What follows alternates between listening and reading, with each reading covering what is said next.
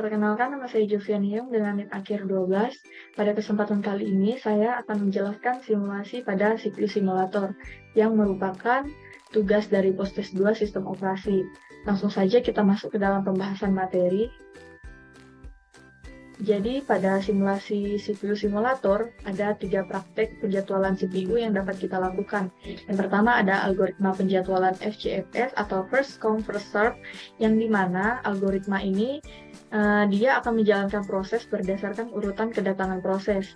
Proses yang pertama kali datang akan dikerjakan terlebih dahulu. Algoritma ini termasuk algoritma non-preemptive, yang artinya proses yang sedang berjalan tidak dapat diinterupsi oleh proses lain yang memiliki prioritas lebih tinggi. Di sini dapat kita lihat contohnya, jika terdapat 3 proses A, B, dan C, A datang pertama, B datang kedua, dan C datang ketiga, maka proses A yang akan dikerjakan terlebih dahulu, kemudian B, dan yang terakhir adalah C. Mengapa proses A yang dikerjakan terlebih dahulu? Karena proses A yang pertama kali datang, dan proses B yang kedua kali, dan proses C adalah proses yang terakhir.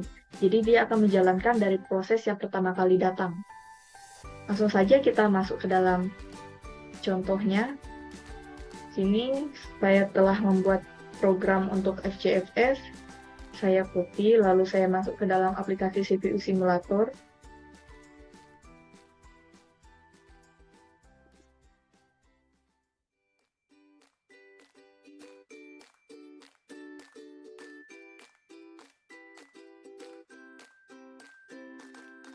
Jika sudah muncul tampilan dari CPU simulator, di sini terdapat menu compiler, kita klik saja. Lalu pada program source atau input ini, kita pastekan program yang sudah kita copy tadi. Seperti ini. Jika sudah, kita klik compile, lalu klik compile. Maka dia akan berubah menjadi bahasa assembly atau bahasa komputer, seperti tampilan berikut ini. Jika sudah muncul tampilan seperti ini, kita klik menu load in memory. Jika sudah ada muncul code successfully load in memory, berarti sudah sukses, dan kita klik OK saja. Lalu di sini kita klik OS 0. Pada bagian sini, kita akan membuat P1 sampai P5. Kita klik FCFS. Lalu di sini kita akan memasukkan priority-nya 5 pada P1. Lalu kita create. Lalu untuk P2-nya kita masukkan priority-nya 3. Lalu kita klik create. Untuk P3 kita masukkan 1. Kita masukkan 1. Lalu kita klik create. Untuk P4 priority-nya kita buat 7, lalu kita klik create. Lalu pada P5 kita membuat priority-nya 1, lalu kita klik create. Jadi di sini bisa dilihat pada P1 priority-nya 5, pada P2 priority-nya 3, pada P3 priority-nya 1, pada P4 priority-nya 7, pada P5 priority-nya adalah 1. Jadi kita lihat proses kerjanya langsung saja. Untuk OS control kita naikkan menjadi 1 atau yang paling atas, lalu kita klik start. Kita tunggu sampai proses ini selesai.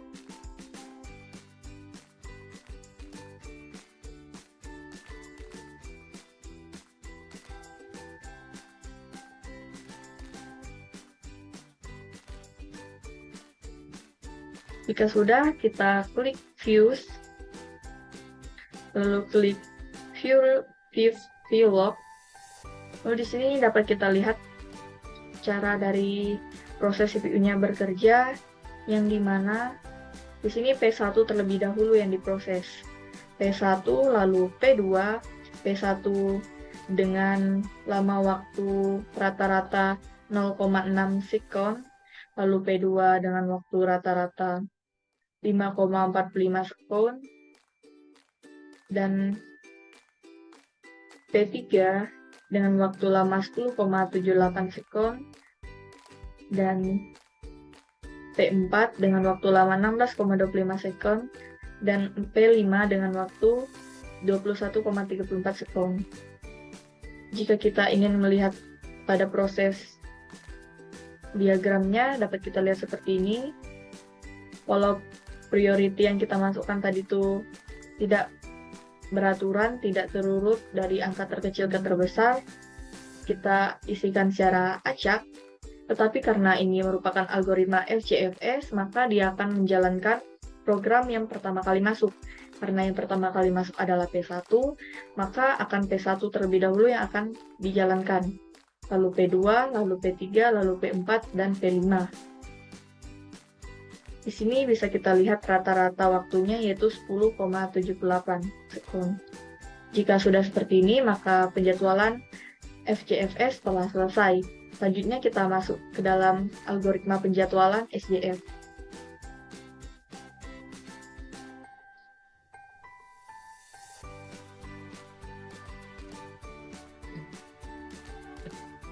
Algoritma penjadwalan SJF sendiri, dia merupakan salah satu algoritma penjadwalan pada sistem operasi yang menjalankan proses berdasarkan waktu proses yang dibutuhkan oleh proses tersebut. Proses dengan waktu proses terpendek akan dikerjakan terlebih dahulu. Algoritma ini termasuk algoritma non-preemptive, yang artinya proses yang sedang berjalan tidak dapat diinterupsi oleh proses lain yang memiliki prioritas lebih tinggi. Contohnya, jika ada 3 proses A, B, dan C, proses A memiliki waktu proses 5, proses B memiliki waktu proses 3, dan proses C memiliki waktu proses 4, maka proses B akan dikerjakan terlebih dahulu, kemudian proses C, dan yang terakhir adalah proses A. Di sini, kita bisa lihat proses A memiliki waktu proses 5, proses B memiliki waktu proses 3, dan proses C memiliki waktu proses 4. Waktu proses yang lebih sedikit yaitu berada pada proses B. Proses B ini dia memiliki waktu proses 3 dan C memiliki waktu proses 4, sedangkan proses A memiliki waktu proses paling lama yaitu 5.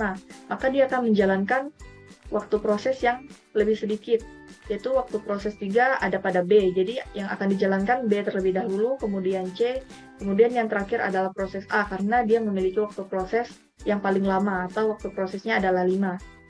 Sini saya juga sudah menyediakan programnya. Langsung saja kita copy lalu langsung masuk ke dalam CPU simulator.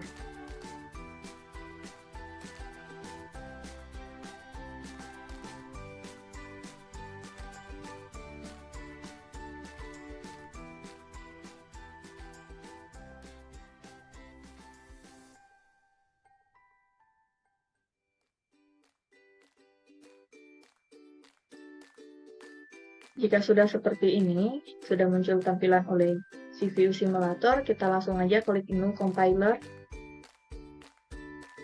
Lalu pada program Source Input, kita pastekan program yang sudah kita copy tadi.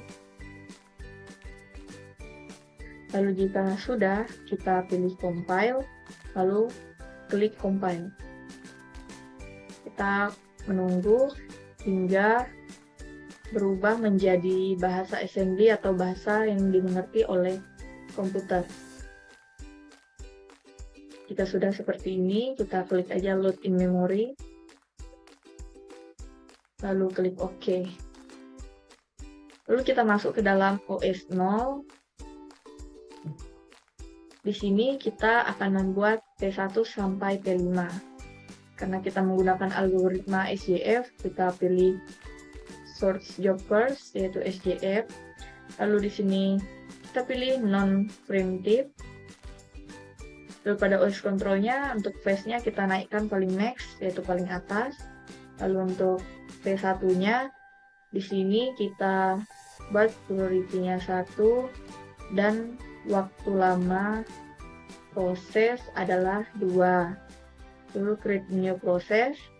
Lalu untuk P2, priority-nya saya buat 2. Lalu untuk lama prosesnya di sini saya buat 5, 4 saja. Lalu create new. Lalu untuk proses ketiga saya menggunakan priority-nya 3. Lalu delay prosesnya di sini saya menggunakan 2 saja. Lalu klik create.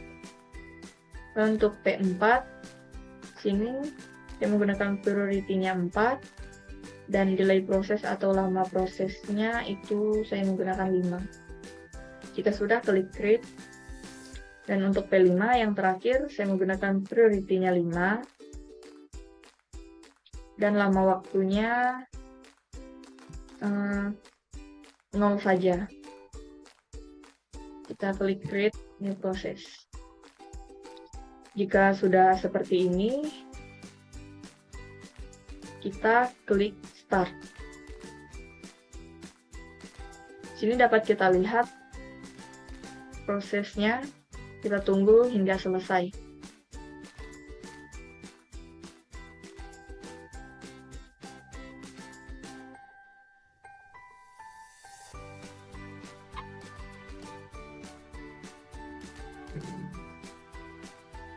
Jika sudah selesai, kita masuk ke dalam menu Views, lalu pilih View Log.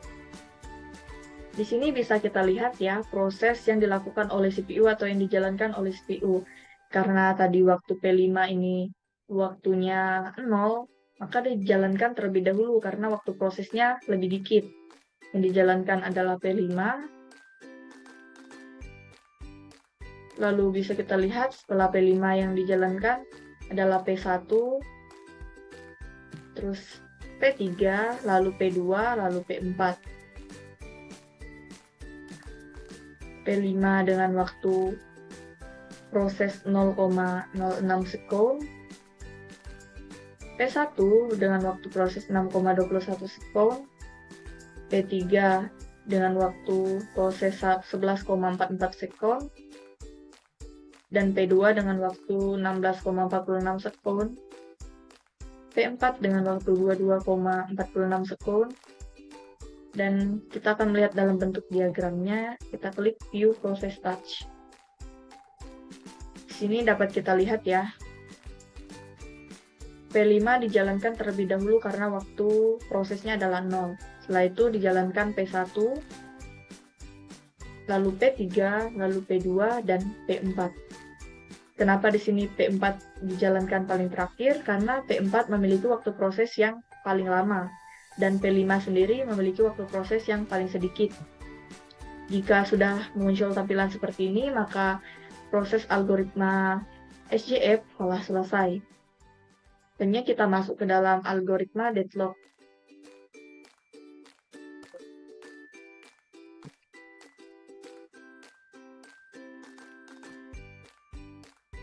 Pada algoritma penjadwalan deadlock sendiri, deadlock merupakan kondisi pada sistem operasi yang dimana dua atau lebih proses saling menunggu satu sama lain untuk mengakses sumber daya sistem yang sama. Dalam kondisi deadlock, tidak ada proses yang dapat berjalan dan proses tersebut terjebak dalam keadaan yang tidak produktif. Contohnya jika proses A memegang sumber daya X dan membutuhkan sumber daya Y untuk melanjutkan eksekusi, dan proses B memegang sumber daya Y dan membutuhkan sumber daya X untuk melanjutkan eksekusi, maka kedua proses tersebut terjebak dalam deadlock dan tidak dapat melanjutkan eksekusi. Untuk memecahkan permasalahan ini, terdapat solusi yang bisa diambil, yaitu ada 4. Di sini ada preemption, yang dimana memaksa proses untuk melepaskan sumber daya yang dimiliki dan memberikannya kepada proses lain yang lebih membutuhkan. Lalu ada reader, yaitu mengurutkan urutan penggunaan sumber daya agar tidak terjadi antrian yang mengakibatkan deadlock. Lalu yang ketiga ada tambahkan sumber daya, yang dimana akan menambahkan sumber daya baru sehingga mengurangi kemungkinan terjadinya deadlock. Lalu yang keempat ada batasi akses, akan membatasi akses ke sumber daya sehingga proses tidak dapat saling menunggu. Setelah melakukan solusi yang tepat, sistem harus diuji kembali untuk memastikan tidak terjadi deadlock. Kita langsung masuk saja ke dalam langkah-langkahnya, ke dalam prakteknya. Di sini terdapat kode P1 hingga P5. Kode ini saya ambil dari modul yang ada pada praktikum. Saya copy, saya masuk ke dalam CPU simulator.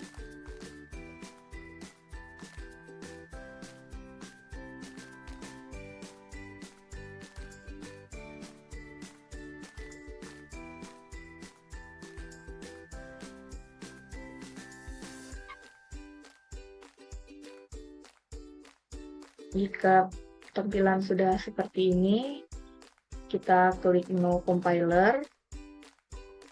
Lalu pada program source input, kita masukkan program yang sudah kita copy tadi, kita pastekan. Jika sudah seperti ini, kita klik compile, lalu klik compile. Jika sudah, kita klik load in memory. P1 sudah masuk di dalam program list, lalu kita masukkan P2 lagi. Dan begitu seterusnya hingga P5.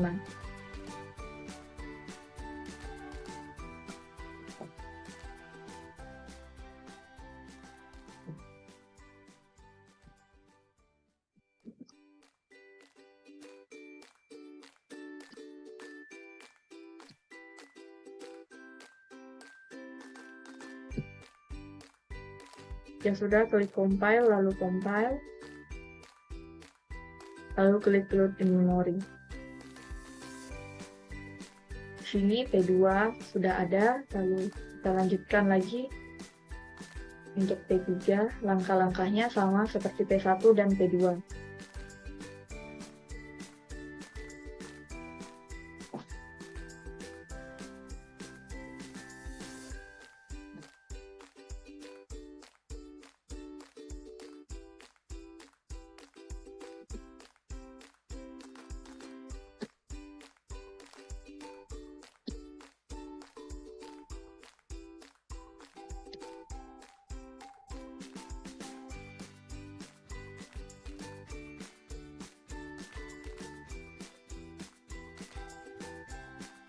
P3 telah berhasil, kita masukkan lagi P4 hingga P5 dengan proses yang sama.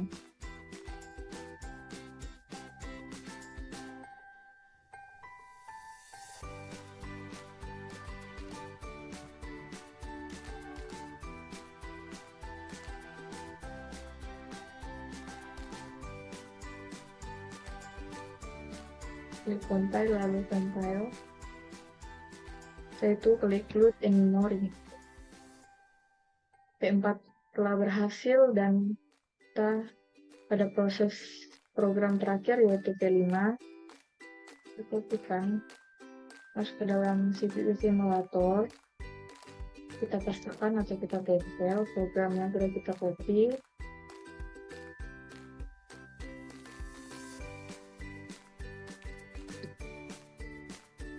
Sudah, klik compile, lalu klik compile. Jika sudah seperti ini, kita klik load in memory. Pada program list sudah ada P1 sampai P5. Sini kita masuk ke dalam OS 0. Lalu kita pada program name kita klik P1. Di sini saya membuat priority-nya 1, lalu klik create new process.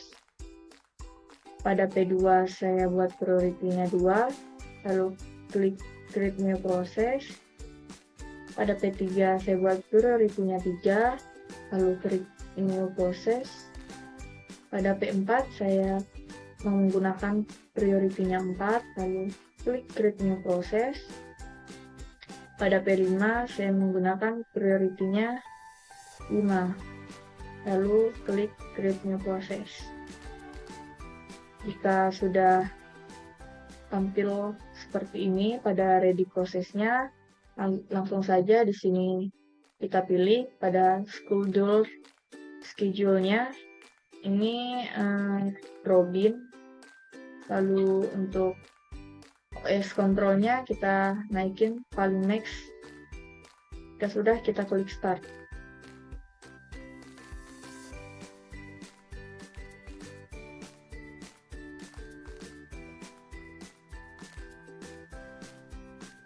Untuk melihat prosesnya, kita klik Views, lalu pilih View Results. Sini dapat kita lihat terjadi proses deadlock. Agar proses deadlock ini tidak terjadi, kita akan melepaskan R2, kita klik release, lalu kita tunggu hingga tampilan warnanya berubah menjadi hijau semua.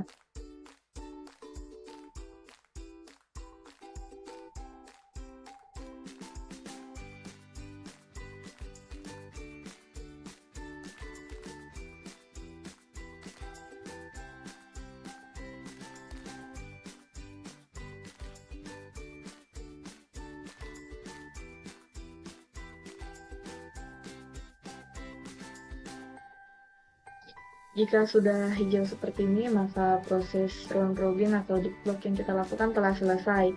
Mengapa dia berubah menjadi warna hijau? Karena kita sudah melepaskan satu proses sehingga dia dapat menjalankan dengan stabil. Ya, sudah seperti ini, kita keluar saja.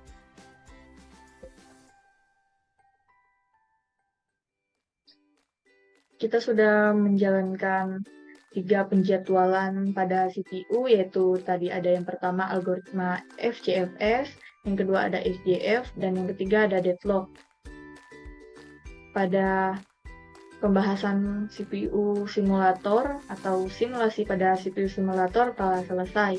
Sekian penjelasan dan praktek yang dapat saya lakukan. Kurang dan lebihnya saya mohon maaf. Terima kasih.